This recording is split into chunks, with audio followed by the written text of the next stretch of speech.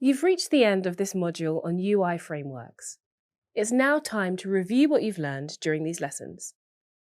Over the course of this module, you've explored the concepts of UI frameworks and libraries and covered an introduction to React.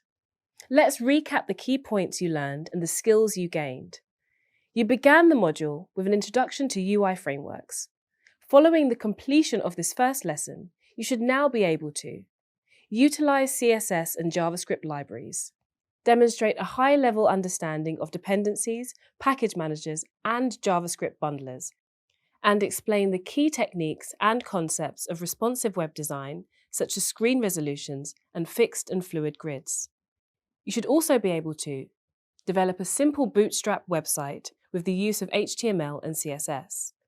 Utilize Bootstrap's CSS library, including deploying class infixes for responsive breakpoints and class modifiers to change your CSS code, and demonstrate an understanding of Bootstrap's grid system by building a web page using the Bootstrap grid. Following your exploration of UI frameworks and libraries, you then covered an introduction to React and the JavaScript library for building user interfaces.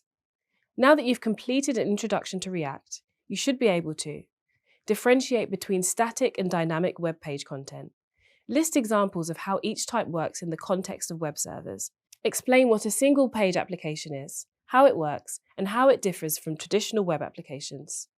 You should also be able to outline the purpose of React as a JavaScript library, explain the concept of the React component model, and identify examples of common components.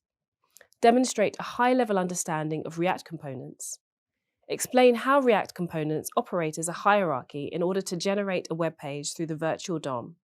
You're now familiar with the basics of UI frameworks and libraries, and the basics of React and React Native.